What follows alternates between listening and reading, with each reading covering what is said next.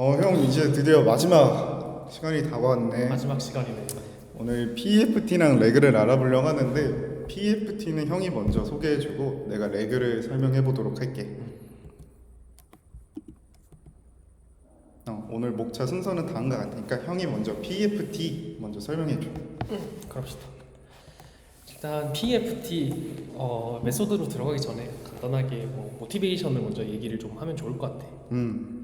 일단 이게 저번 시간에 만들었던 슬라이드인데 결국 LLM이라는 거는 그냥 지식의 재현, 쉽게 말하면 위키피디아 같은 걸 달달 외운 친구고, 이런 애를 가지고 우리가 하고 싶은 특정 분야의 질문응답 챗봇을 만든다거나 감성 분석을 한다든가 그런 특정한 태스크로 파인 튜닝을 해서 그런 걸 잘 하게끔 만들어야 한다라는 목적이 또 추가로 있겠지. 그때 이런 특정 목적에 따라서 파인 튜닝을 하는 것, LLM을 파인 튜닝을 하는 것에 단점이 있을까를 생각을 해봐야 돼. 너무 그렇게 시키면 잘할 것 같은데? 라는 생각이 들지만, 일단 첫 번째로 LLM을 파인 튜닝을 시키는 건 굉장히 비효율적이다. 그러니까 파인 튜닝이라는 건 결국에 제너럴한 랭귀지 모델을 어떤 특정 목적에 맞게 만드는 것인데, 이게 아무리 되게 작고 사소한 태스크라도 결국 이 모델을 재학습을 시켜야 되고, 이 전체 모델을 재학습시킨다라는 것은 이렇게 밑에 보이는 이런 큰 행성과 같은 얘네들을 싹 다 새로 뭔가 데이터를 만들어가지고 얘네를 올려서 학습을 시켜야 된다라는 거지. 그리고 해야 할 태스크가 예를 들어서 사소한 태스크들이 여러 개 있고 각각을 파인 튜닝을 시킨다라고 하면 이 각 태스크마다 이 커다란 모델을 다 하나씩 학습을 시키고 만들고 보유를 또 하고 있어야 되고요. 이런 비효율성이 있고, 비효율성이 존재하지만 우리는 괜찮아, GPU 많아 라고 하면서 GPU 이런 거는 생각 안 해도 되니까 파인 튜닝 시키면 일단 잘 하기는 하겠지 라고 물어봤을 때 또 꼭 그렇지는 않더라. 그러니까 항상 파인 튜닝을 시킨다고 특정 태스크의 성능이 높아지는 것은 또 아니야. 그리고 카타스트로픽 포르게팅이라는 얘기도 있듯이, 얘가 가지고 있던 어떤 제너럴한 도메인의 논리지가 파인 튜닝이 진행이 되게 되면 얘가 원래 가지고 있던 그런 일반적인 추론 능력이나 지식 같은 걸 또 까먹는 그런 현상이 발생을 하게 되고, 얘가 파인 튜닝을 진행하면 할수록 이렇게 심해지는 모습을 볼 수가 있지. 근데 그러면 파인 튜닝을 안 해야 되냐라고 생각하면 또 그건 아니에요. 그럼에도 불구하고 어떤 특정 태스크에 맞게 파인 튜닝을 해야 할 때가 있지. 근데 그럴 때마다 앞에 나온 그런 문제점이 생기고 이런 걸 좀 해결을 해야 되는데, 이때 이제 주요한 퀘스천은 그거예요. 일단 우리한테는 잘 만들어진 이런 범용성 좋은 LLM이 있는 상태야. 이걸 이제 내가 원하는 태스크로 잘 파인 튜닝을 시키고 싶은데, 앞에서 말한 그런 문제, 특히나 되게 이 큰 파라미터를 가지고 있는 LLM을 재학습시키는 건 되게 자원이 많이 들어가는 일이거든. 그래서 이거에 대한 정답으로 사람들이 이런 생각을 하는 거지.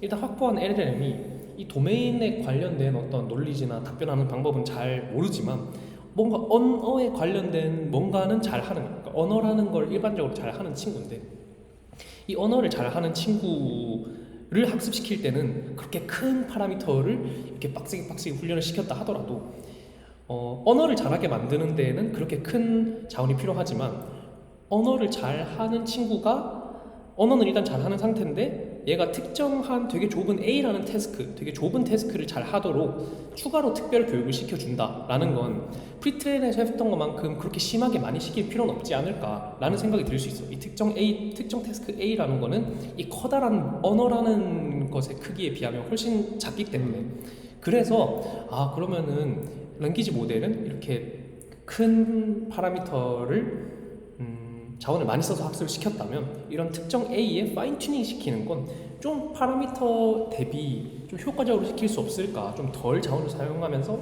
시킬 수 없을까라는 생각이 들게 됐고, 그게 이제 말 그대로 파라미터 에피션트한 파인 튜닝이다 라고 정리를 할 수 있을 것 같아요. 그래서 그것과 관련해서 요거 말고도, 여기 네 가지 말고도 많은 종류가 있겠지만 좀 대표적으로 이렇게 네 가지가 있어. 그 앞에서 말한 것처럼 우리는 언어를 잘하는 애한테 되게 좁은 정보, 좁지만 새로운 태스크에 대한 정보를 추가로 이제 학습을 시켜줄 거란 말이야. 이때 그러니까 이 새로운 태스크에 대한 세부적인 정보를 LLM 전체 가중치에 넣어주는 게 아니라, 그러니까 LLM 전체 가중치를 학습을 하는 게 아니라 이 새로운 정보를 추가로 저장하는 부분을 어디에 놓을지, 그러니까 이 전체 웨이트에 비해서 되게 작은 어느 곳에 저장을 할 건데 그 저장하는 곳이 어디냐에 따라서 이렇게 네 가지로 나눠요. 그래서 이 네 가지를 이제 좀 각각 설명을 해줄 예정이에요. 예.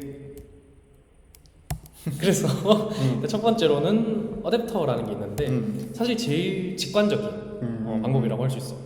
기존 LLM의 가중치는 앞에 말한 것처럼 유지를 하고 새로운 지식은 이 어댑터라는 것에 학습이 되는데 이 어댑터는 LLM 블록의 피드포워드 뉴럴 네트워크 LLM은 이제 어텐션 다음에 FFNN이 오니까 이 피드포워드 뉴럴 네트워크라는 서브 레이어 다음에 삽입되는 좀 작은 뉴럴 네트워크야. 여기 보면은 내가 이 전체에는 프리즈를 시켜놓고 여기 이제 불 표시를 해놨지. 그러니까 이 전체 LLM은 학습을 시키지 않고 그냥 연산만 진행을 하고 새롭게 지식이 저장되는, 즉 학습이 되는 곳은 이 피드포워드 레이어 뒤에 붙는 저 어댑터라는 곳이에요. 좀 더 상세하게 얘기를 해주면 이 어댑터는 LLM이 운용하는 은닉 차원의 벡터의 크기보다 되게 작은 단위의 차원을 운용을 하는 이런 보틀넥 구조로 정보를 처리하게 돼 있어요. 그러니까 사실 앞 뒤에 있는 기존 LLM의 가중치, 피드포워드 뉴럴넷이나 어텐션들의 그런 가중치들에 비해서 훨씬 작은 크기를 가지게 돼요. 그래서 효율성이 증대된다라는 거지. 그러니까 예를 들면 여기 지금 동그라미가 6개라는 거는 원래 이 뉴럴 네트워크가 운용을 하던 벡터의 차원이라고 생각을 하면 돼요. 근데 여기 보면은 피드포워드 다운 프로젝션을 해서 차원을 2개로 줄인 다음에 뭐 비선형 함수를 통과시키고 다시 원래 벡터 크기로 키워주는 그런 구조를 가지고 있다 보니까 이런 보틀넥 구조로 새로 추가되는 이 어댑터의 웨이트 자체, 가중치 자체는 되게 적지만 이 적은 부분만 학습하는 것만으로도 충분히 파인 튜닝이 가능하다라고 얘기를 하고 있는 거예요. 그러니까 사실 그렇게 생각을 할 수 있지. 이렇게 작은 가중치로만 추가 학습을 시켜도 전체 가중치를 학습시키는 것과 거의 비슷한 효과가 있냐라고 봤을 때 있다라고 이제 증명한 그런 표인 거고. 그래서 이런 걸 보면은 PEFT, 즉 전체 웨이트를 학습시키지 않고 되게 그거에 비해서 적은 포션만 학습을 시키더라도 충분히 파인 튜닝 정도는 할 수 있구나라는 가능성을 보여주는 그런 논문이었다라고 생각을 할 수가 있는 것 같아. 그리고 그 다음으로 약간 유사한 프리픽스 튜닝과 프롬프트 튜닝을 좀 동시에 얘기를 해보고자 하는데 일단 먼저 이 프리픽스 튜닝이라는 거는 앞에 어댑터랑 마찬가지로 기존 LLM의 가중치는 유지를 해. 근데 새로 추가되는 지식은 이 프리픽스 벡터셋, 뭐 프리픽스라고 줄여 부를 수 있는 여기에 담아서 이걸 학습시키겠다라는 거죠. 그리고 이 프리픽스라는 건 LLM 블록의 각각 왼쪽에 추가되는 벡터셋이다라고 볼 수가 있어요. 그러니까 블록마다 앞쪽에 추가로 가중치를 넣어야지 라는 말이 뭐냐면 여기 보면 원래는 이제 어떤 웨이트가 학습이 됐다면 여기서 이제 프리즈 되어 있는 이 트랜스포머 프리트레인드라고 되어 있는 거를 보면 사실 원래는 저 네임 스타벅스 타입 커피숍이라는 말이 들어왔을 때 뭐 스타벅스 서브 커피 하면서 이런 얘기가 들어왔을 텐데 이 트랜스포머에 지금 이렇게 회색으로 되어 있는 내가 프리즈라고 저렇게 올려놓은 표시가 되어 있는 쟤를 원래 학습을 시켰겠지만 얘는 그대로 놓고 이 우리가 어떤 인풋으로 넣을 값, 이 네임 스타벅스 타입 뭐 이것들 앞에, 그러니까 블럭 앞에, 즉 왼쪽에 이렇게 프리픽스를 뭐 예를 들면 여기서는 2개라고 해서 텍스트 테이블에 대한 태스크를 할 때는 이 프리픽스 벡터를 넣어주고 뭐 다른 태스크마다 이런 걸 바꿔 끼울 수 있게 설정을 해놓은 다음에 이 벡터를 이제 학습을 한다라고 생각을 하면 될 것 같아요. 그래서 이게 왜 되는가를 생각을 해보면 LLM의 각 레이어, 각 블록은 어떻게 보면 워드 임베딩 제일 그 LLM 블록을 통과하기 전을 생각해보면 독립적으로 그 워드 임베딩이 구해져 있잖아. 워드 테이블이 있고 이 독립적으로 존재했던 각 토큰이 이 레이어를 통과하면서 서로 참조가 돼서 필요한 정보가 잘 섞일 수 있게 해. 그렇기 때문에 이 트랜스포머가 동작을 하는 건데 이때 이 왼쪽 그 이렇게 점선으로 쳐놓은 부분 왼쪽을 보면 이런 식으로 태스크 스페시픽한 일종의 어떤 태스크 벡터를 각 레이어마다 넣어주게 되면 이제 오른쪽에 있는 것들은 이제 실제 단어 토큰이겠지.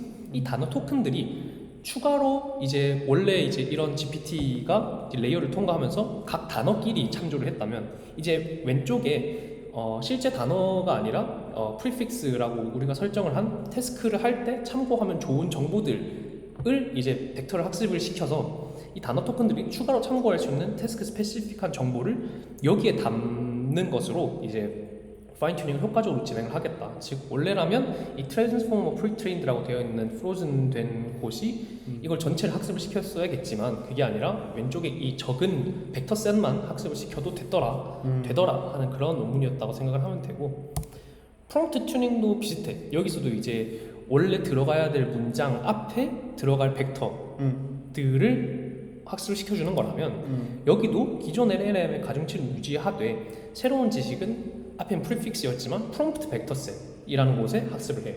여기서 이 프롬프트라는 것은 LLM의 인풋 앞에 추가되는 학습 가능한 벡터셋이라고 생각을 하면 돼. 그러니까 이게 근데 프롬프트 엔지니어링이랑 하는 건 비슷한데 비슷하지만 달라. 그러니까 생각을 해보면 프롬프트라는 것은 더 좋은 출력을 만들어내기 위해서 추가적으로 입력을 하는 거잖아.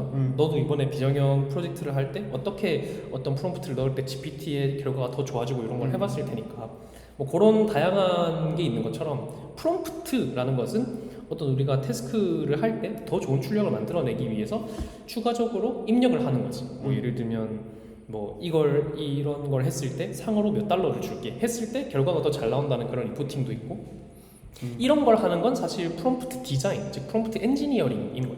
그러니까 해당 입력 토큰, 해당하는 프롬프트를 넣었을 때 어떻게 좀 더 좋은 결과가 나오나? 아 그럼 이렇게 바꿔볼까? 뭐 벌을 줄까? 상을 줄까? 이런 식으로 시행착오를 통해서 찾아내는 것이 이런 프롬프트 엔지니어링이라면, 프롬프트 튜닝의 경우에는 이런 식으로 자연어로 직접 쳐서 넣는 게 아니라 해당하는 뭐 예를 들면 세 개 정도의 앞에 둘 토큰을 여기 보이는 가운데 프롬프트 튜닝처럼 소프트 프롬프트라고 해서 얘네를 학습을 시킴으로써 어떤 텍스트를 찾는 것이 아니라 이 부분을 학습을 시켜서 태스크를 또 잘할 수 있도록 만드는 뭐 그런 방법론이다라고 보면 될 것 같아요. 근데 이렇게 봤을 때 거의 비슷하지. 왜냐면은 프리픽스 튜닝의 경우에도 여기에 네임 스타벅스 타입 커피숍이라는 우리의 원래의 인스트럭션 앞에 이제 태스크마다 학습할 수 있는 벡터를 넣는 거고, 오른쪽에 프롬프트 튜닝의 경우에도 인풋 텍스트 왼쪽에 튜너블한 소프트 프롬프트를 넣어서 얘네를 학습을 시켜서 성능을 올리겠다라는 거예요. 그럼 얘네 둘 중에 한 명은 뭔가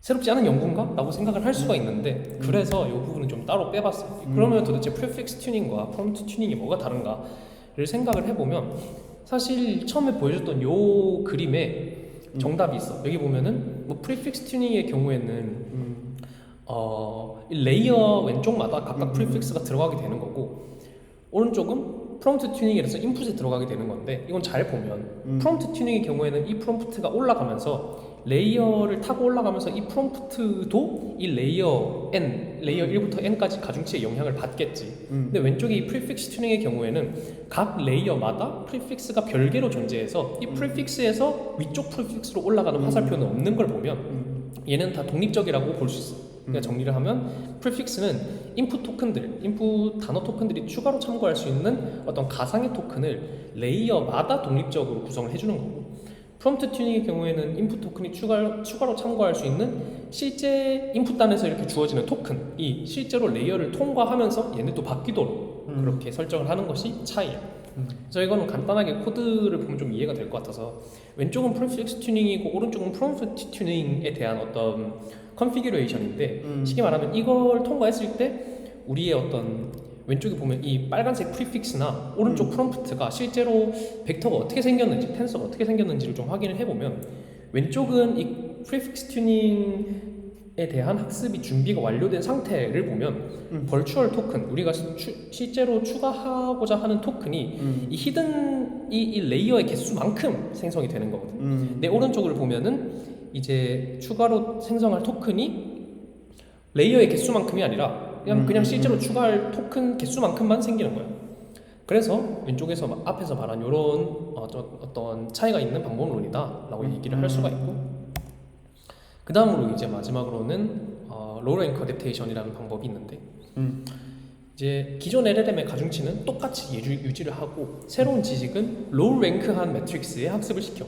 근데 이 로우 랭크 매트릭스라는 것은 기존 LLM의 가중치들이 있겠지, 매트릭스들이 있을 거예요. 얘네를 W를 했을 때 얘네를 풀 파인 튜닝을 한다라는 거는 기존의 어떤 W에다가 추가적으로 델타 W만큼 변화를 한 값을 더하는 것이 이 풀 파인 튜닝을 했을 때의 결과겠지. 그러니까 그 변화량을 직접 근사하는 매트릭스인 WA랑 WB를 얘기를 하는 거야. 이게 모티베이션이랑 메소돌로지가 꽤 탄탄한 편이고 실제로 성능도 좋아서 LLM을 파인 튜닝을 할 때 요즘 사실상 가장 많이 사용되는 방법론 중 하나다라고 얘기를 할 수 있을 것 같아.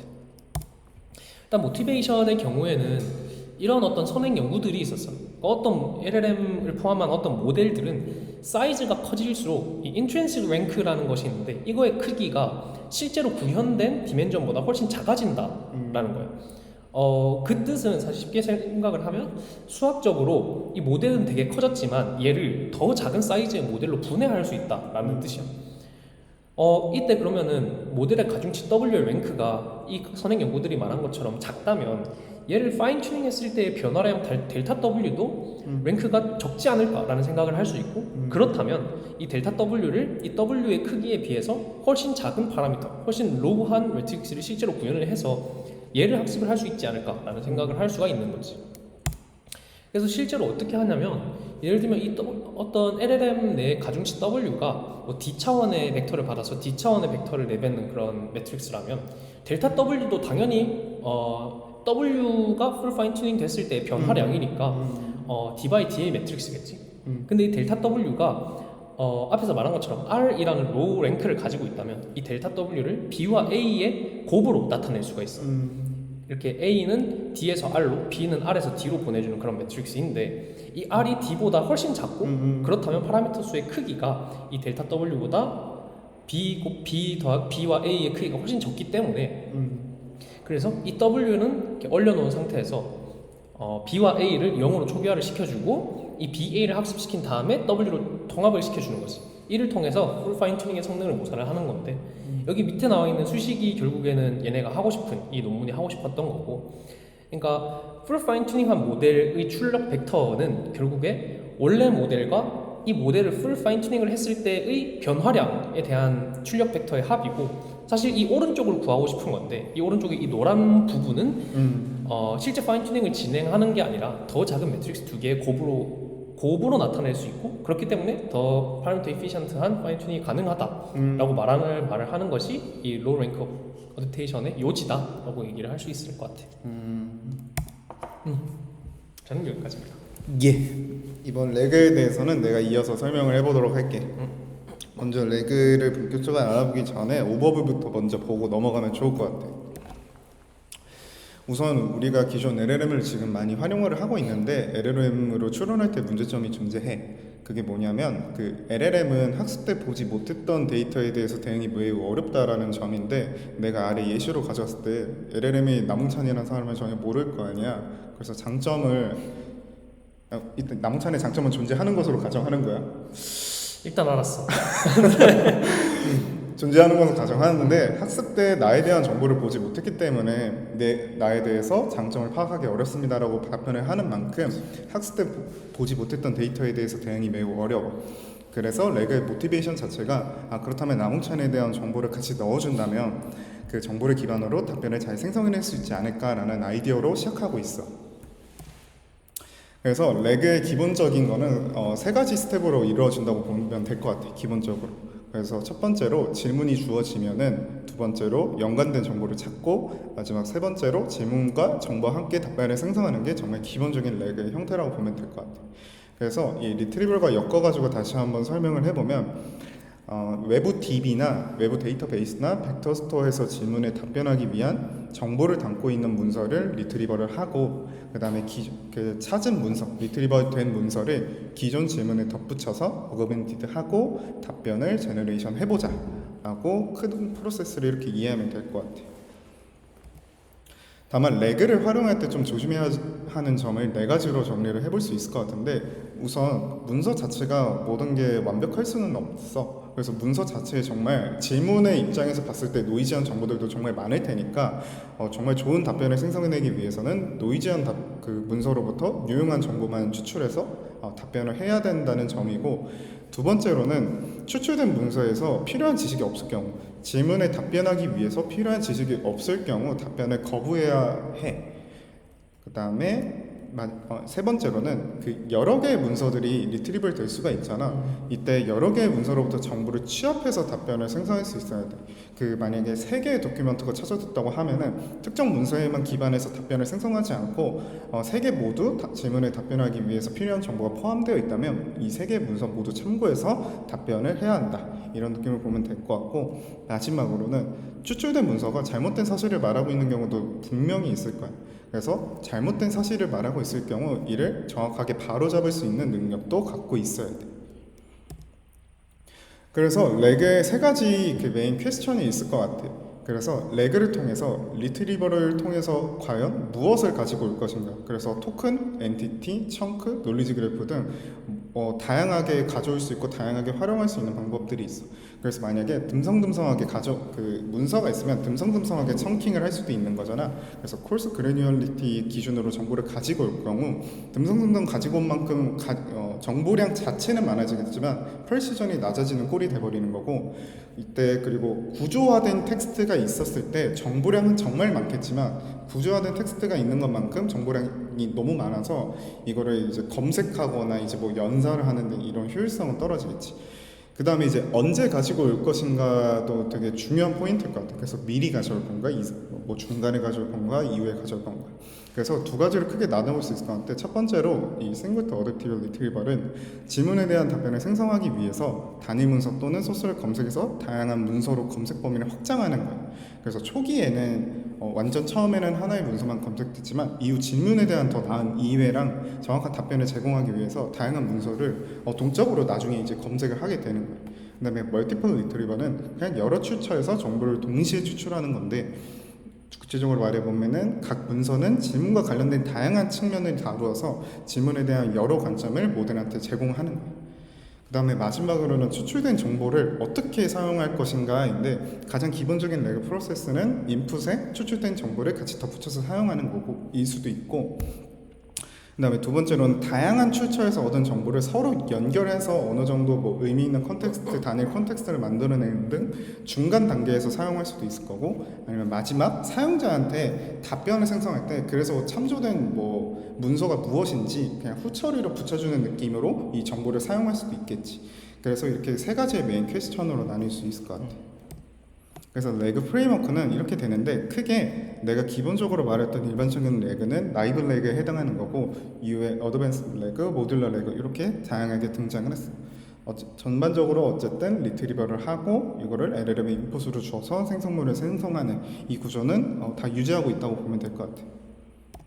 먼저 라이브 레그부터 알아보려고 하는데, 먼저 인덱싱 과정을 먼저 볼게. 내가 이제 질문이 주어지면은 그 문서를 찾기 위해서 문서에 효율적으로 검색하기 위해서는 문서마다 각 인덱스를 달아줘야 되는 게 필수일 것 같은데, 이 도큐먼트를 수집한 다음에 해당 도큐먼트를 인베딩 모델로 인베딩 벡터로 변한 다음에 질문이 들어왔을 때 효율적인 검색을 하기 위해서 인덱싱을 같이 해주는 거예요. 그래서 만약에 이러한 도큐먼트가 있고 인베딩 모델로 도큐먼트에 대한 인베딩을 생성을 하면은 앞에 이제 인덱스 벡터로 나중에 질문이 들어왔을 때 효율적으로 검색을 하기 위해서 인덱싱을 해주는 거라고 보면 될 것 같아요. 이렇게 해서 결과적으로는 벡터 스토어 혹은 뭐 DB, 불리는 지층이 너무 많아서 이러한 것에 저장을 해놓고, 그 다음에 이제 리트리버를 진행하게 돼. 실제 퀘스천이 들어왔을 때 퀘스천도 동일한 인베딩 모델을 태우고 퀘스천에 대한 인베딩 벡터를 구한 다음에 아까 앞서 구했던 벡터 스토어의 모든 그 인덱싱 벡터와 아니면 인덱스 벡터 뒤에 있는 실제 그 뭐 도큐먼트 인베딩을 활용한다든지, 어쨌든 퀘스천과 유사한 벡터, 그러니까 질문에 답변할 수 있는 벡터를 리트리버에서 연관된 도큐먼트들을 찾아. 마지막으로는 이제 퀘스천 인베딩과 우리가 찾은 리트라이브드 인베딩을 결합해서 결국에는 제너레이션 모델, 지금 예시는 GPT가 되었지만 모든 뭐 제너레이션 모델들을 쓸 수 있을 것 같아요. 그래서 적절한 답변을 쓰는 게 정말 기본적인 형태의 나이브한 레그 형태야. 근데 이 나이브 레그에도 한계점이 세 가지가 존재해. 크게 리트리벌, 제너레이션, 어그멘테이션, 이 레그 세 가지 측면에서 다 한계점이 존재하는데, 먼저 리트리벌 과정에서는 쿼리와 관련된 패스지가 아닌 경우가 다소 존재를 하는 거예요. 그래서 질문에 답변하기 위한 패스지가 아니기 때문에 할루시네이션이 존재하게 되어지고, 그 다음에 쿼리와 관련된 실제 패스지를 충분히 가져오지 못할 때도 있어. 실제 질문에 답변하기 위해서 도움이 되는 도큐먼트가 벡터 스토어에 있는데도 불구하고 그 정답인 패스지를 못 가져오는 경우도 있어서 결국에는 LLM의 답변 품질 또한 감소하게 되고, 그 다음에 이게 레그 방식의 정말 고질적인 문제점인 게 벡터 스토어를 먼저 구축을 해놓으면 거기에 있는 도큐먼트 안에서만 이제 리트리버를 하기 때문에 이게 계속해서 이제 최신화가 되지 않는 이상 거기에 담겨져 있는 도큐멘트들이 다 아웃데이트 될 수밖에 없는 거지. 그래서 결국에는 리트리버 결과물에 악영향을 끼쳐가지고 이 또한 LLM의 답변 품질이 감소하게 돼. 그 다음에 제너레이션에서도 이제 문제점, 한계점이 할루시네이션이야. 이 LLM이 그 연관된 패스지 내용을 참고하지 않고 답변을 생성하는 경우도 있거든. 그래서 참고하지 않고 답변을 생성하는 만큼 LLM의 답변 품질도 감소하게 되고 오히려 잘못된 정보나 그런 할루시네이션이 발생하는 문제점이 또 있어. 그리고 마지막 어그멘테이션 관점에서도 이 퀘스천이 있고 내가 그 리트리버가 찾은 그 연관된 패스지를 같이 붙여넣어 줬을 때 그 리트라이브드 컨텍스트를 제대로 반영을 하지 못해서 LLM의 출력물 품질이 저하할 수도 있고, 그 다음에 리트라이브 패스지가 여러 개 이제 검색이 되었을 때 이 내용 다 뭐 유사하면은 이거를 반복적으로 생성하는 문제가 발생을 하게 돼. 리트라이브 패스지 내용이 유사할 경우는 그냥 그 벡터 스토어 안에 있는 도큐먼트들의 내용들이 다 그냥 똑같은 거야. 이때는 리트라이브 패스지가 다 동일해버리는 생성이 되는 거고, 그 다음에 마지막은 이제 오버 디펜던시라 해가지고 퀘스천과 패스지가 있는데 이 리트리버가 가져온 패스지는 어디까지나 참고용, 더 나은 출력물을 만들기 위해서 한 용도인데 이때 웨이트가 작용해버려서 그 패스지의 내용에 너무 집중해가지고 이 패스지의 내용을 계속 반복해서 출력문을 생성하는 경우가 한계점으로 작용할 수 있을 것 같아. 그래서 앞서 말한 이 한계점을 극복하고자 어드밴스드 레그가 제안이 되었어. 그래서 이 어드밴스드 레그에서는 크게 이 퀄리티를 리트리버 퀄리티에 집중해가지고 리트리버 퀄리티를 개선하고자 프리 리트리버 그리고 포스트 리트리버를 제안을 하고 있어. 이 프리 리트리버에서는 이 데이터 인덱싱 과정을 옵티마이징하는 다양한 방법들을 제시하고 있어. 첫 번째로는 그 데이터의 그래뉴얼리티를 향상하는데 이때 쿼리나 도큐먼트 모두 해당하는 거고, 이거가 정확하게 뭘 말하는 거냐면 텍스트의 표준화, 일관성, 뭐 정확성을 높이거나 컨텍스트를 더 풍부하게 하는 거야. 뭐 이거를 수행할 수 있는 방법은 정말 많겠지만 뭐 이런 단순한 전처리 엄청 있잖아. 불필요한 정보라든지 특수문자, 엔티티랑 용어 자체가 너무 모호하고 일반적인 거를 아니면 중복되는 정보 이런 거를 모두 다 제거하고 조금 더 컨텍스트를 풍부하게 하는 방법이 이 프리 리트리버의 한 가지 방법이 될 수 있고, 두 번째로는 그 인덱스 구조 자체를 최적화를 하는 거예요. 그래서 검색의 정확도와 관련성을 향상시키고자 얼만큼의 청크 사이즈로 청킹을 할 건지, 인덱스 패스는 어떻게 구성할 건지, 그래프 구조를 활용해 볼 건지 이렇게 해서 결국에는 검색 결과의 관련성을 높이고 그래프 구조를 활용했을 때는 노드 간 관계를 활용해서 정확도를 개선하고자 이 프리 리트리버를 제안하고 있어. 또 이게 두 가지 방법 더 있는데, 첫 번째로는 이 에딩 메타데이터, 그 각 문서마다 필수적으로 존재하는 게 메타데이터잖아. 그래서 각 데이터 청크에 날짜랑 목적 같은 거를 넣으면은 뭐 언제를 물어보는 건지 아니면 목적 자체가 무엇인지를 미리 메타데이터에 구성해 놓으면 그런 질문이 들어왔을 때 효율적으로 이제 리트리버를 할 수 있으니까 이런 메타데이터 인포메이션 넣는 것도 한 방법이 될 수 있고, 마지막으로는 그 가상의 질문을 생성하고 이를 각 문서랑 결합해서 문서 간 온라인 문제를 향상시킬 수 있는 방법이 이 얼라이먼트 옵티마이제이션에 있어. 그래서 그냥 가상의 질문을 생성하고 이를 각 문서랑 결합해서 이런 질문이 들어왔을 때 이 문서랑 종종 매칭이 되는구나 해서 어느 정도 문서 간 불일치 문제를 사전에 해결하고자 이 프리 리트리버 방식들이 존재를 해. 그 다음에 이제 리트리버 프로세스부터 리트리버 프로세스를 알아볼 건데, 이 과정에서는 그냥 인베딩을 조금 더 잘해서 쿼리에 적합한 컨텐츠를 반환하는 과정이야. 그래서 한 가지 방법으로는 먼저 파인 튜닝 인베딩이 있어. 그러니까 질문이 있고 리트라이브된 패스지 간의 관련성 향상을 위해서 인베딩 모델을 파인 튜닝 시키는 거야. 내가 비정형 프로젝트를 진행했던 것도 법률 도메인이라는 특수한 도메인인데 어려운 법률 단어라든지 의료 분야에서는 의료 단어라든지 이런 특수한 도메인인 경우 그러한 단어나 컨텍스트에 맞게 인베딩을 조정해서 이 인베딩 모델을 파인 튜닝하는 게 이 방법이고, 두 번째 방법으로는 다이나믹 인베딩 방법이 있어. 이거는 그냥 단어가 등장하는 컨텍스트에 따라서 동적으로 인베딩을 조정하는 방법이야. 그래서 원래 다이나믹 인베딩의 반대로 스태틱 인베딩이 있는데 이때는 그냥 각 단어의 하나의 벡터를 사용하는 이 스태틱 인베딩과 다르게 컨텍스트가 정말 다양하기 때문에 주변 단어에 따라 단어의 인베딩이 달라지는 그런 상황들을 고려해서 다이나믹 인베딩을 진행을 하는 거예요. 그 다음에 이제 앞서 포스트 리트리벌 그리고 리트리벌 프로세스를 알아봤으니까 마지막으로 포스트 리트리벌을 알아볼 건데, 요거는 이제 리트라이빙 된 컨텍스트를 쿼리랑 잘 결합해서 LLM의 인풋으로 전달하는 과정에서 해볼 수 있는 다양한 방법들이야. 그래서 보통 이렇게 검색된 패스지 전문을 다 LLM의 인풋으로 전달하기에는 한계가 있기 때문에 아래와 같은 두 가지를 일반적으로 사용을 하는데, 첫 번째로 리랭킹이 있어.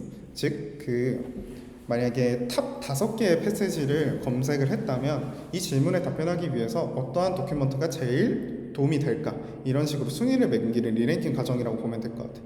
그래서 만약에 가장 중요한 컨텐츠로 파악이 된 그 패스지를 프롬프트의 엣지에 배치하는 등 이러한 전략도 리랭킹으로 수행을 할 수 있고, 이때 뭐 도큐먼트 다이버시티를 고려하거나 중요도에 따라서 컨텍스트의 위치를 변화시켜 가지고 보다 이 검색된 도큐먼트를 어떻게 배치하고 뭐 위치를 어떻게 변화시키는 등 이러한 거를 조금 수행을 해서 좀 더 좋은 답변을 얻기 위해서 리랭킹 방식이 수행이 될 수 있어요. 그 다음에 두 번째로는 프롬프트 컴프레션인데, 우선 이 도큐먼트에서 이 레그가 가정하고 있는 게 그 패스지 내용에는 일반적으로 어쩔 수 없이 노이즈가 작용한다, 그리고 불필요한 정보도 많다라는 걸 기본 가정으로 하고 있기 때문에 노이즈를 고려해서 그 상관없는 불필요한 컨텍스트를 제거하거나 뭐 전반적인 컨텍스트 랭스를 그냥 감소시키는 등 프롬프트를 압축하는 과정. 그래서 이게 프롬프트 컴플리션이에요. 그 다음으로 이제 어드밴스드 렉에 이어서 이거를 전부 다 그냥 모듈러를 해보자. 너무나 다양한 태스크가 있고 뭐 서치라든지 뭐 라우팅이라든지 너무 다양한 방법들이 제한되다 보니까 그냥 모듈러 레그를 하나 제안을 한 건데, 그래서 레그의 세부 컴포넌트를 개별적인 기능적 모듈로 구현을 해가지고 다양한 태스크에 조금 더 활용될 수 있도록 모듈화를 해보자 볼 수 있을 것 같아. 그래서 이런 모듈화를 진행함으로써 두 가지 장점을 가져갈 수 있는데, 첫 번째로 그 버서틸리티라는 방식이 있는데, 이게 모듈러 레그 모델이 다양한 언어의 데이터로 작업할 때 각 언어에 특화된 모듈을 사용해서 다양한 언어의 질문에 효과적으로 답변하는 거야. 여기는 한국이지만 세계는 글로벌 지구촌이니까 영어, 민도 이런 데가 정말 많잖아. 그래서 다양한 언어, 그래서 다양한 태스크에 대한 대응을 하고자 이런 모듈화가 장점을 가질 수가 있을 것 같고, 두 번째로 플렉시빌리티는 이제 사용자의 질문 유형이 변경될 경우도 다수 존재하기 때문에 그때그때마다 추가 데이터 수집 없이도 새로운 질문의 유형에 맞춰서 질문을 이해하고 답변하기 위해서 이런 모듈화가 장점을 가질 수 있을 것 같아. 그래서 모듈 리스트는 크게 5개? 뭐 그 이상도 더 존재할 수 있을 것 같은데, 먼저 서치 모듈은 단순한 질문과 패스지 간의 코사인 시밀러리티에서 더 나아가서 DB에 대한 다이렉트 서치 등이 해당할 수 있을 것 같아요. 예시로는 질문에 답변을 하기 위해서 질문을 이해하고 LLM이 DB에 직접적으로 정보 추출을 해서 SQL 쿼리를 직접 생성하는 등 이런 것도 서치 모듈로 작용을 할 수 있고, 그 다음에 메모리 모듈로는 그냥 현재 주어진 인풋과 가장 유사한 기억을 찾는 모듈이라고 보면 될 것 같아요. 그 다음에 퓨전 모듈로는 뭐 사용자가 비록 단일 쿼리를 줬더라도 이를 더 분해해서 다양한 여러 개의 쿼리로 변환해가지고 그냥 질문에 있는 뭐 명시적인 정보뿐만 아니라 조금 더 심층적인 지식까지 활용하고자 이렇게 여러 개의 쿼리로 쪼개는 방식도 퓨전 모듈로 존재할 것 같아요. 그 다음에 라우팅인데, 이 라우팅 모듈은 쿼리 이후의 액션을 결정하는 거예요. 그래서 사용자의 질문은 그냥 쿼리 자체가 단순히 패스지에 명시되어 있는 사실 기반 정보를 원하는지, 아니면 그냥 LLM이 조금 추론을 하고 인사이트, 해석 이런 게 필요한지, 좀 경우에 따라 다양한 의도가 있기 때문에 그 팩트 기반이면 그냥 단순한 퀘스천 앤서링 그 인덱싱을 사용을 하고, 요약이라면 요약 인덱싱을 사용하는 등 조금 더 맞게 하는 게 라우팅, 그 해당 태스크에 맞게 조금 라우팅을 하는 거고, 이 마지막 프레딕트 같은 경우는 그 연관된 그 패스지들 내에서 존재하는 중복된 정보들이 너무 많고 노이즈한 이슈가 너무 많기 때문에 필요한 콘텍스트만 LLM이 생성하도록 뭐 필터링을 한다든지 그런 방식들이 다 이에 해당할 것 같아요. 그 다음에 이제 리트리벌에 대해서 한번 알아보고자 해요. 그래서 이제 우리가 앞서서 레그의 오버뷰를 봤었고 어떤 레그 방식이 진행됐었는지 알아봤었잖아. 이번엔 리트리버를 조금 초점을 맞춰서 한번 보려고 해. 그래서 검색 과정을 어떻게 하면 잘할 수 있을까를 조금 더 세 가지로 뭔가 쪼개를 보면은 어떻게 하면 퀘스천에 대한 시멘틱 레프레젠테이션을 얻을 수 있을까? 그러니까 첫 번째가 될 수 있을 것 같고, 두 번째로 어떤 인베딩 모델을 써야만, 그리고 어떻게 내 도메인, 내 태스크에 맞게 이 인베딩 모델을 어떻게 파인 튜닝 해야 하는가 등 어떻게든 어떻게 해야 퀘스천과 도큐먼트 간 온라인을 우리가 확보할 수 있을까?가 두 번째가 될 것 같아요. 그다음에 마지막 세 번째로 리트리버의 아웃풋이 과연 LLM이 원하는 형태일까? 뭔가 어찌됐든 리트리버가 가져온 그 패시지들에 대해서 이 LLM이 잘 이해할 수 있도록 그 구조 자체를 변경해 줘야 되지 않을까? 아웃풋에 대해서 조금 더 처리를 해줘야 되지 않을까? 약간 LLM이 이 프리퍼런스를 높이기 위해서 이 리트리버 아웃풋에 대해서 어떻게 해야 할까? 이렇게 세 가지로 정리해 볼 수 있을 것 같고 더 많을 수도 있을 것 같아요. 먼저 이 어떻게 하면은 퀘스천에 대해서 정확한 세멘틱 레프레젠테이션을 얻을 수 있을까에 대해서 그 청크 옵티마이제이션이라는 방법이 작용할 수 있을 것 같아요. 즉 어떻게 쪼갤 건가를 보면 될 것 같은데, 우선 청크를 해야 되는 이유가 큰 사이즈의 문서를 질문이 들어올 때마다 검색을 할 수가 없기 때문에 큰 사이즈의 문서를 이렇게 스플릿해서 청킹을 해야 될 것 같아요. 그래서 이 청킹을 할 때 뭐 고정된 길이로 할 수도 있고 다양한 방법들이 존재하잖아. 그래서 하나씩 알아보면은 먼저 첫 번째로는 그냥 고정된 그 사이즈로 청킹을 하는 거야. 근데 이때 약간의 오버랩, 그러니까 문장 청크할 때 250자로 뭔가 청킹을 한다고 했을 때 그 경계면 사이에 있는 어느 정도 몇 개의 글자라든지 단어라든지 그런 거는 조금 약간 오버랩을 해서 중간에 잘리는 것을 방지하는 가장 직관적인 형태의 방법인데, 이때 고정된 글자 수를 기준으로 구분하는 거기 때문에 중간에 약간의 오버랩이 있어도 잘릴 수가 있고, 제일 중요한 거는 시멘틱한 접근법이 아니야. 뭔가 이게 첫 번째 정보와 두 번째 정보를 뭐 이렇게 고려해가지고 뭔가 시멘틱하게 청킹을 할 수가 없는 거지. 그냥 첫 번째 내용은 첫 번째 내용만 딱 청킹되는 거고 두 번째 내용은 두 번째, 그러니까 여기 둘 간에 약간 연결성이 없는 거지. 그 다음에 두 번째로는 Recursive Structure Aware Split. 요거는 그 일단 고정된 사이즈의 청킹을 진행을 하되 그 다양한 언어가 있으니까, 그러니까 인도어도 있고 중국어, 일본어 이렇게 또 있기 때문에 고정된 사이즈 자체가 애초에 존재를 할 수가 없어.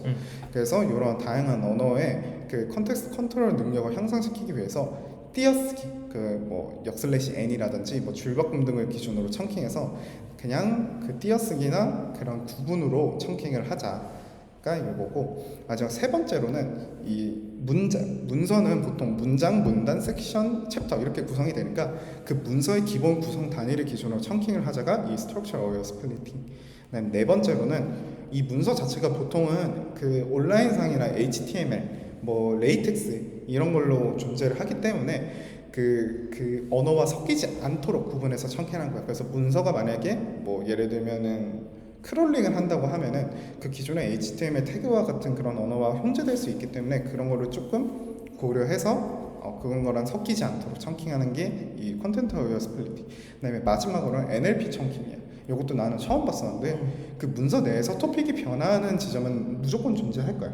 그래서 문서 내에서 토픽이 변화하는 지점을 먼저 구분을 하고 그 토픽이 변화하는 지점을 기준으로 스플릿을 하는 거야. 그래서 먼저 인베딩을 알아봐야 될 것 같은데, 어떻게 하면 이제 어찌됐든 간에 질문이 있든 문서가 있든 간에 인베딩 모델을 태워야 될 것 같은데, 그러면 어떤 인베딩 모델을 써야 할까라는 당연한 생각이 들 것 같아.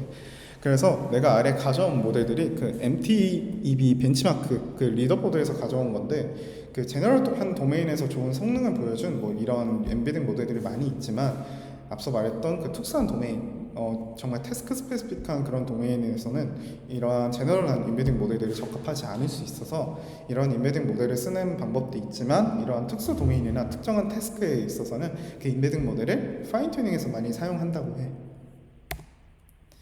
그래서 그 리트리버의 인베딩도 존재할 수 있는데, 뭐 오리지널 쿼리는 그 프레이징이 적절하지 못하거나 시멘틱한 정보가 많이 없을 수가 있어. 그래서 쿼리랑 도큐먼트를 더 잘 얼라인하려는 방법들이 정말 다양하게 제한되어 왔는데, 첫 번째로 존재하는 게 쿼리 리라이팅이에요. 그러니까 이 쿼리를 그냥 단순히 리라이팅 한다고 보면 돼요. 정말 직관적으로. 그래서 오리지널 쿼리에 대해서 리라이팅을 함으로써 이 목적 자체가 리트리버의 대상이 되는 도큐먼트랑 온라인을 조금 더 높이고자 한 거예요. 즉 기존 쿼리랑 패스지는 잘 온라인에 안 돼 있으니까 쿼리를 수정을 해서 도큐먼트랑 온라인을 좀 높여보자, 이런 걸로 보면 될 것 같아요. 그래서 쿼리 리라이팅 관련한 연구가 엄청 다양하게 제안이 되어 왔어요. 이 하이드 같은 경우는 그 문서의 임의성과 다양성을 고려해서 그 각 문서를 그 고유한 벡터 공간에 매핑하는 방식을 제안한 거예요. 그래서 구체적으로는 쿼리랑 인스트럭션을 함께 제공해서 이거 GPT한테 제공을 해서 가상의 문서를 생성한 다음에 인베딩 벡터로 변환한 다음에 실제 문서랑 같이 결합해서 저장하는 방식이고, 쿼리 투 독은 LLM에 여기서는 이제 쿼리와 인스트럭션을 함께 제공해서 가상의 문서를 생성했다면, 쿼리 투 독에서는 그냥 퓨저 프롬프팅으로 가상의 문서를 생성하고 쿼리랑 실제 도큐먼트 함께 결합하는 방식. 그 다음에 리라이트, 리트라이브, 리드, 이 세 가지 R로 구성된 요거는 이 주어진 쿼리에 대한 적합한 앤서를 생성하기 위해서 강학습 방식으로 그 리라이팅 모델을 학습을 시킨 방식이에요. 그 다음에 스텝백 프롬프팅, 이 마지막 방법로는 그 기존의 여기 문제점 자체가 이 연구에서 직면했었던 문제점, 기존 연구의 문제점으로는 쿼리에 있는 불필요한 세세한 정보를 포함하고 있으면 원하는 정보를 리트리브 하는데 너무 방해가 되어지는 게 질문에 많다라고 지적을 하고 있고, 그래서 이 해당 논문에서는 직접적으로 쿼리랑 연관된 정보를 찾지 말고 쿼리를 광범위한 쿼리로 변환해서 리트리브 하는 거예요. 구체적으로 있는 것보다 그냥 뭐 간단하게 말한다든지 그런 방식도 될 수 있는 것 같아요. 그래서 마지막으로 제너레이션인데, 어찌됐든 간에 리트리버를 했으니까 우리는 좋은 법률 답변이래. 좋은 답변, 그러니까 좋은 정답으로 여겨지는 그 좋은 답변, 사용자가 원하는 답변을 제너레이션을 해야 되는 건데, 기존 레그에서 제안하는 제너레이션 방식으로는 이 사전 학습된 리트리버랑 사전 학습된 시퀀스 투 시퀀스 모델을 엔드 투 엔드 방식으로 파인 튜닝을 해. 사용한 모델로는 리트리버로는 DPR 방식을 사용하고 있고, 생성 모델로는 바트를 사용을 하고 있어.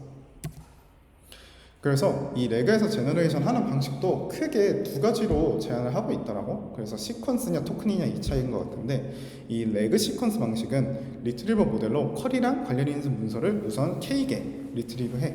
그 다음에 두 번째로는 K개 문서 각각에 대해서 정답 시퀀스를 끝까지 생성을 해. 만약에 3개 찾았으면 3개의 정답을 생성을 해내는 거지. 그 다음에 이제 1-2에서 구한 확률 분포 시퀀스 자체를 이제 합쳐서 하는 방식이 시퀀스 단위. 그 다음에 토큰 단위로는 먼저 얘도 상위 K개 관련 있는 문서를 리트리브하고, 이제 I번째 토큰을 생성할 때 K개 문서 각각에 대해서 그 확률 분포를 계산을 해. 그러니까 얘는 시퀀스 단위고 얘는 토큰 단위인 거지. 얘도 똑같이 2-2에서 구한 확률 분포 시퀀스를 각 타임 스텝마다 합치고 이를 n번 반복하는 게 여기 레그에서 제안하는 두 가지 제너레이션 방식이에요. 그 다음에 제너레이션 방식으로 또 관련 연구가 퓨전인 디코더라는 방식이 존재를 해. 요거는 리트리브된 문서랑 쿼리에 대한 인베딩 벡터를 각각 계산한 다음에 이를 그냥 콘캣 해가지고 디코더 인풋으로 사용하는 거야. 즉 동일 쿼리에 대해서 연관된 문서가 보통 여러 개니까 이 여러 개일 경우 쿼리랑 도큐멘트 1, 쿼리랑 도큐멘트 2, 이 모든 조합을 인코더를 태워서 인베딩 벡터를 계산을 한 다음에 이 인코더를 통해서 나온 인베딩 벡터를 다 콘캣해서 디코더한테 인풋으로 주는 이 방식을 제안을 하고 있어. 그래서 앞선 레그의 제너레이션 방식하고 FID 방식 간의 차이점을 한번 구분해서 보면 좋을 것 같은데, 레그는 모든 쿼리, 그러니까 쿼리 도큐멘트 1, 쿼리 도큐멘트 2 이런 조합에 대해서 인코더로 인베딩 벡터를 구한 다음에 각각 디코더의 인풋으로 사용하는 방식인데, FID는 모든 쿼리랑 각 도큐멘트 조합에 대해서 전부 그 인코더로 결과값으로 나온 인베딩 벡터를 전부 콘캣해서 디코더의 인풋으로 사용한다는 점에서 차이점이 존재를 해. 그 다음에 이제 제너레이션 방식으로 제안됐던 게 리플러그 방식이야.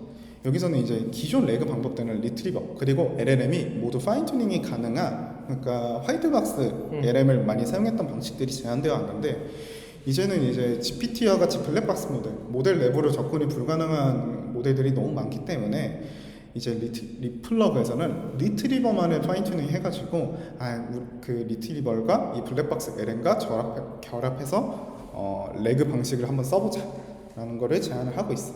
그래서 이 리트리버가 블랙박스 LLM을 이렇게 분리해서 독립적으로 볼 수 있어서 이 리플러그라는 이름이 붙은 것 같아. 그래서 이 해당 리플러그 논문의 키포인트는 리트라이브 도큐먼트를 컨텍스트랑 결합한 뒤 병렬적으로 블랙박스 LM에 투입해서 아웃풋을 결과적으로 마지막에 앙상블하는 방식을 제안을 하고 있어. 먼저 리플러그에서 리트리벌로는 그 인풋 X가 주어질 때 모든 도큐먼트들에서 리트라이브 될 확률 분포 P를 계산하고 인풋 X와 도큐먼트 I가 주어질 때 정답이 산출되는 확률 분포 Q를 계산해서 P와 Q 간의 K의 다이버전스를 학습하는 방식이야. 즉 리트라이브랑 제너레이션 두 마리 토끼를 다 잡은 로서로 리트리버를 학습을 하게 돼.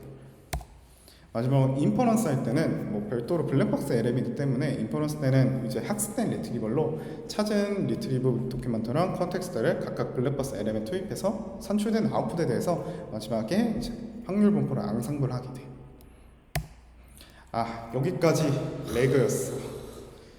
어때? 우리의 마지막 비정형 유튜브 과제. 참 3개월이 금방 지나가는 거. 워드투백 했을 때가 엊그제 같았는데. 엊그제? 엊그제는 아닌 것 같아. 3개월 전인데. 미안해. 선배님이 괴롭히네.